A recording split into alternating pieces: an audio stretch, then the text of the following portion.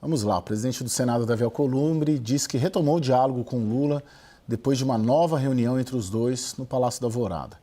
O governo tenta destravar pautas estratégicas para a reeleição do petista que dependem do Senado Federal. Veja na reportagem de Luciana Amaral. O diálogo foi restabelecido. Tanto que nós já tivemos 2 reuniões, todas muito boas e produtivas, pensando no Brasil. Esse é o meu papel e eu creio que é o dele também. A reaproximação entre o presidente do Senado, Davi Alcolumbre, e o presidente Lula avançou, mas não é tão automática assim. Alcolumbre ainda não garante, por exemplo, a votação do fim da escala trabalhista 6x1, proposta que é a menina dos olhos do petista na busca pela reeleição. 6x1 depois das eleições, 6x1. Eu já falei do encontro institucional. Foi rejeitada! Os dois passaram meses afastados, numa crise que chegou ao ápice com a rejeição do Senado ao nome de Jorge Messias para o STF.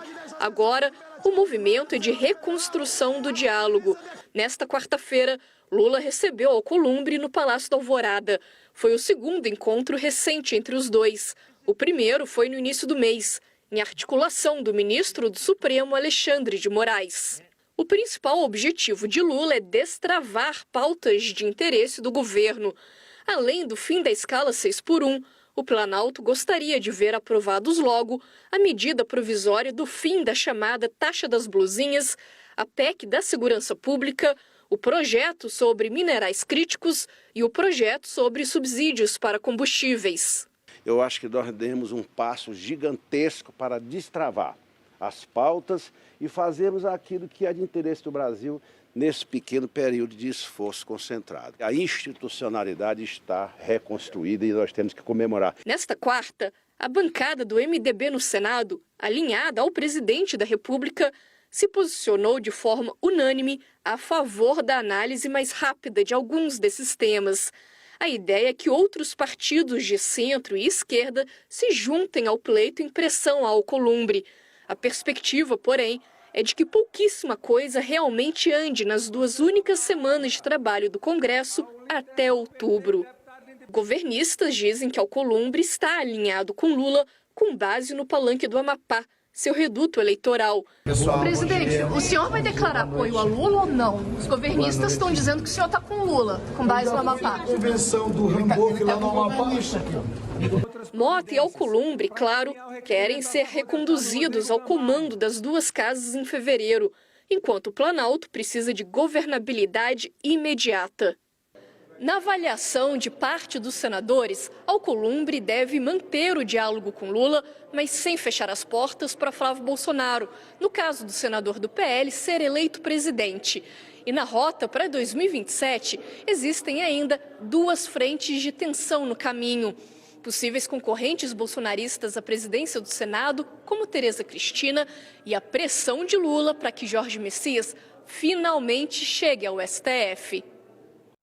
Jean, qual a sua visão desse acordo, dessa reunião, depois de meses e meses? A sua percepção é que, ao fim e ao cabo, é um acordo para manter tudo como está? Bom, mais uma vez, boa noite, Thaís. Eu estava pensando agora aqui, escutando a matéria, né? Aliás, muito bem feito pela nossa colega. Se você já parou para pensar que a única figura garantida até agora, no ano que vem, no mundo da política, é o Davi? Porque tanto o Hugo quanto o Lula vão disputar uma eleição, né? Não estou aqui entrando em detalhes, vai ser mais ou menos difícil, mas chega a ser cômico de certa forma. Eu acho que o que aconteceu nos últimos tempos não foi, na verdade, algo como uma aliança, tá? É uma trégua. A gente sabe que é muito difícil você aprovar agora, nesse momento, matérias com maior polêmica. Há, inclusive, com alguns colegas com quem converso a respeito, uma tese de que para o governo o ideal, no caso da taxa das blusinhas, seria deixar caducar, deixar a culpa para o Congresso e ficar de bem com a indústria nacional, né? Que é quem protestou muito contra a derrubada da taxa das blusinhas, que, enfim, alegam ser aí uma concorrência desleal com a indústria nacional. E nesse mesmo tom, nessa mesma toada, eu diria que se você parar para observar o que foi aprovado hoje, nós tivemos, se não me engano, foi a PLP 114 e o PLP 124, eles têm mais um aspecto estrutural em termos de economia, de regulação de mercados, um inclusive é sobre o processo administrativo tributário. E o outro manteve, né, a segurança jurídica para a questão da diminuição do custo dos combustíveis, que isso tem impacto imediato, não só para o governo, mas para a sociedade como um todo. E conversando com um parlamentar hoje sobre a questão da MP, da taxa das blusinhas, eu falei, escuta, e o senhor vai compor a comissão ou não? Eu falei, eu estou indo para o aeroporto porque eu já tenho compromisso hoje à noite na minha cidade. Então, assim, a gente está num momento em que as pautas, elas, se não forem resolvidas em 48 horas, a partir do momento que o parlamentar chega aqui, provavelmente não vão ter assim, nenhum tipo de desdobramento. Agora é eleição na veia. Daniel, de certo modo o Jean coloca uma trégua e ainda muito frágil, né? Pelo que eu sinto da colocação dele. Qual que é a sua percepção? É um acordo, vamos dizer assim, para valer, forte, ou ele, dada a imprevisibilidade tanto da eleição, as investigações do caso Master, é um acordo ou uma trégua que pode a qualquer momento ruir? Caio, eu vejo mais do que uma trégua, um acordo, uma aliança, eu vejo um enigma. Hoje mesmo, Davi Alcolumbre conversou com alguns senadores da oposição num tom de quase que tendo que se explicar, que se justificar pelos dois encontros com Lula, aquele da semana passada, na casa de Alexandre de Moraes, que ninguém da oposição, da direita, obviamente, gostou, e da reunião de hoje. Ele se sentiu numa espécie de dívida com os senadores da oposição e da direita para se explicar. E aí, pensando no futuro de Davi Alcolumbre, ainda não está claro, nem para mim, nem para boa parte dos seus colegas no Senado, principalmente da oposição, qual que é a verdadeira estratégia? Porque a gente está falando certamente de um Senado que vai ter, como a gente tem dito aqui, uma ampliação da direita em sua composição a partir de 2027. Provavelmente não vai chegar a 2/3 de direita, mas vai ser maioria. E vai ter uma maioria que, bem articulada, seria capaz de eleger um novo presidente, uma outra pessoa para comandar a casa. Os dois nomes que têm interesse, já se sabe disso, para presidir o Senado são Rogério Marinho e Tereza Cristina. O Davi Alcolumbre não garante sua reeleição absolutamente sendo amigo de Lula e de um governo do Lula reeleito eventualmente e desagradando a direita e a oposição. Então, isso, para mim, ainda não fechou. 6x1, qual que é o principal tema de interesse do governo, qual que é a situação? Davi Alcolumbre coloca uma dificuldade. Eu posso até ser um aliado do governo, eventualmente, e me esforçar para votar. O problema é que não tem gente para votar, a oposição vai tentar continuar postergando isso para depois da eleição, e quem defende, quem se articula a favor, também não está em Brasília. Nem na semana de esforço concentrado vai estar em Brasília e tem mais uma para ser trabalhada. Então, antes da eleição, realmente continua muito difícil. Então, a 6x1 e a PEC da Segurança Pública, ok, são agendas polêmicas, difíceis. Mas tão logo ali, na mesma tarde, horas depois do encontro do Lula com o Alcolumbre, o Senado já aprovou pautas que ajudam o Lula. Né? Quer dizer, primeiro teve a aprovação do PLP lá dos combustíveis, que engorda o caixa do governo, a sinalização de abrir a medida provisória que acaba com a taxa das blusinhas, que é bom para o governo ter esse discurso, né? Que acabou com a taxa. Mas eu queria pegar um ponto especificamente, um jabuti, que a gente chama, né? Ou trechos dentro desse PLP dos combustíveis que foi aprovado, que embutem ali, ou está sendo vendido, né? Pelo menos pela equipe econômica, assim como uma antecipação de um ajuste fiscal, Thaís. É isso que... O que você entendeu dessa medida? Hoje eu e o Daniel Rittner passamos a tarde inteira fazendo exatamente isso, tentando entender a medida, porque o jabuti, ele veio com algumas determinações que acho que você colocou bem, né? Tentam vender uma antecipação de um reajuste em que ele prevê algum mecanismo para o governo travar o crescimento das despesas obrigatórias, vamos dizer assim, né? E vai fazer isso através da limitação do crescimento dos fundos constitucionais, que é para onde a União tem que mandar dinheiro o tempo todo, de acordo com a arrecadação. Então, tem ali uma previsão de mecanismos, de gatilhos, que enquanto o governo federal estiver registrando déficit nas contas públicas, ele pode aplicar essa nova fórmula que, de alguma forma, segura o crescimento da despesa obrigatória. O ministro da Fazenda, o ministro do Planejamento, eles têm dito muito que querem atuar exatamente nesse ponto, que não trabalharam nisso. Pelo contrário, né? O arcabouço fiscal e a volta da indexação do salário mínimo, isso tudo só fez aumentar muito a despesa obrigatória. Então, esse mecanismo, e o que eu mais ouvi hoje da lei, conversei com vários ex-secretários do Tesouro, gente que já passou por lá, que se debruçou sobre a lei, e a conclusão é que é o seguinte: tem lá, sim, um mecanismo, mas a lei não está clara. Ela dá muita discricionariedade para o governo para definir as premissas da decisão ou do funcionamento desses instrumentos. Agora, foi um mínimo de uma sinalização desta equipe econômica do governo Lula de dizer, olha, a gente não está apenas dizendo que vai fazer o ajuste nas despesas obrigatórias, nós já estamos agindo. Então, este foi o embrulho do pacote. Mas na hora de abrir o pacote, não é bem essa leitura, pelo menos de muita gente com quem eu conversei. Daniel, já vou contigo, deixa eu só jogar para o Jean essa questão do ajuste fiscal, porque esse debate está muito grande no jornalismo político, né, em Brasília, e eu queria entender, Jean, como que você tem captado os sinais, se é que eles existem, do governo, da equipe econômica e da campanha à reeleição, sobre o que seria uma economia, um rumo da economia brasileira num Lula 4. Aqui, pelo menos em São Paulo, na Faria Lima, o que principalmente o Dario Durigan está vendendo é de um ajuste fiscal de fato, né? Não tem muita gente acreditando nisso. Mas você circula muito bem em Brasília. O que você capta de sinal nesse sentido do que seria, a partir do ano que vem, a economia num eventual governo Lula 4? Bom, eventual governo Lula 4 ou um novo governo, não há saída, né? Eu diria, nós estamos num processo praticamente de recuperação fiscal, né? A gente vai ter que rever muitos dos gastos que nós temos hoje. As medidas que nós temos hoje no Congresso são paliativas, né? Você entende que após o período da eleição, e aí tenhamos um novo governo eleito ou a manutenção do governo atual, você vai ter que negociar de forma muito dura com o Congresso algumas medidas, porque o risco da inviabilização de um Lula 4, por exemplo, ele é muito grande do ponto de vista fiscal.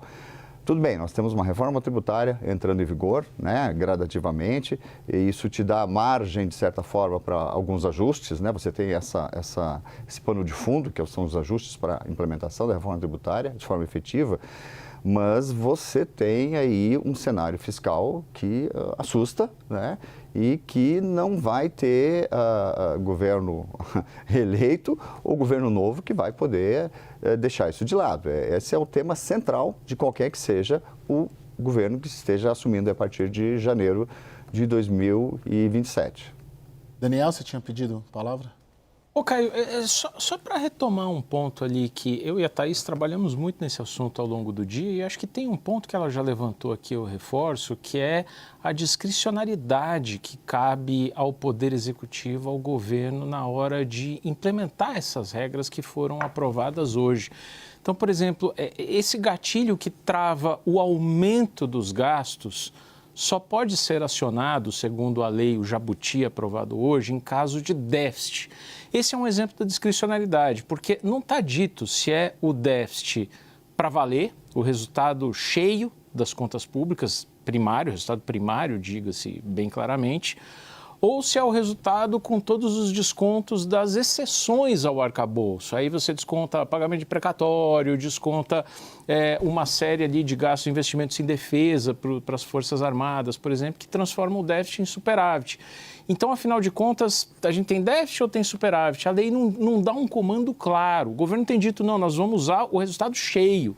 Portanto, existe um déficit e isso valeria para 2027. Mas o que eu quero dizer com isso é que assim, quando você precisa explicar demais e pouco antes de entrar aqui no estúdio, eu estava notando que eu, pelo menos, não recebi nenhum relatório de nenhum banco, de nenhuma consultoria importante analisando o que aconteceu hoje. Eu fico imaginando os departamentos de economia desses bancos e das consultorias tentando realmente entender o que foi aprovado hoje, porque não está claro. Você pode dizer que o teto de gastos foi horrível, dependendo da sua opinião, mas estava claro como funcionava. E da forma como está, a gente fala tanto de comunicação do Banco Central em suas decisões, será que a equipe econômica consegue traduzir num texto legal aquilo que ela diz querer, que é um ajuste rápido e um ajuste gradualista? Me parece que, pelo texto aprovado hoje, a resposta é mais ou menos ou não. Bom, posso só dar, claro. Rapidinho, aqui tem um risco moral exatamente nesse ponto do que é déficit, afinal das contas. Não arrumou as contas públicas e está mantendo, e vai ter superávit. Então, superávit vale para dizer, olha como eu fiz legal, e vale o déficit para acionar um gatilho de ajuste. Tem um risco moral embutido nessa fórmula que eles criaram. Ô Jean, para finalizar, esse encontro de hoje, quem ganha mais, o Lula ou o Alcolumbre? Eu acho que o Alcolumbre fica ainda numa posição mais confortável que Lula, tá? Como eu falei, em tom de brincadeira, mas é verdade, o Alcolumbre estará aqui ano que vem e, logicamente, que a sua meta é continuar, ter mais um mandato como presidente do Senado e, portanto, presidente do Congresso.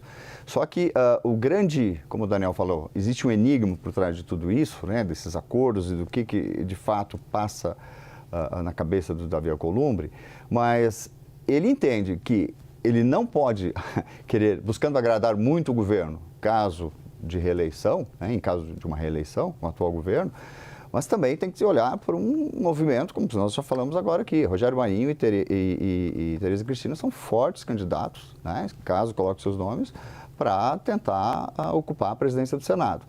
Então, a posição do Davi ela é até certo ponto confortável, porque houve uma busca que a gente sabe foi do Palácio em direção ao Senado, né, a presidência do Senado, para tentar essa reaproximação. E como eu falei, acho que é uma trégua, né, não é uma aliança, porque nesse momento, onde você não tem ainda bem definido o que vai acontecer após o segundo turno, que resultado será declarado, o Davi tem que pisar em ovos, né, e andar com muito cuidado para não demonstrar o favoritismo para um ou para outro. A gente teve já uma posição do presidente Hugo Mota, né, assumiu, declarou, e como o Davi falou na entrevista agora no início do programa, ele de certa forma já está fazendo gestos para dizer que está próximo do governo Lula, né? Mas isso não quer dizer que haja já um apoio declarado e não seria, na minha opinião, para quem busca uma reeleição, né, para mais uma vez continuar à frente da presidência do Senado, não seria prudente você declarar já de pronto uma aliança com o governo Lula, aliás, com o novo governo Lula. A gente viu que os partidos do Centrão se afastaram do PL e teve muito trabalho dos partidos do Centrão, né, assim, dos presidentes, e o Davi Alcolumbre participou de um deles, inclusive foi no Rio de Janeiro, o que deu bastante conforto para o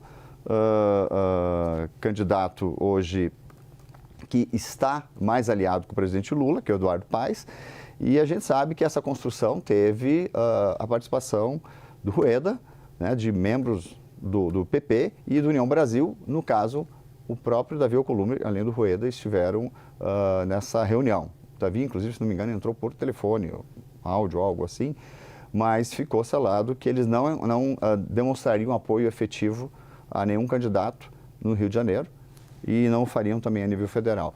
Ou seja, esses são movimentos que já demonstram que não deve ser muito diferente em nível federal, porque o Davi tenta buscar a sua reeleição para a presidência do Senado. E como nós não temos o segundo turno definido, né, não temos declaração de eleição ainda, né, de quem ganhou a eleição, tudo pode acontecer. E a tendência é de o Centrão, novamente, conseguir, junto com os partidos de direita, conseguir ter o domínio do Senado na próxima legislatura.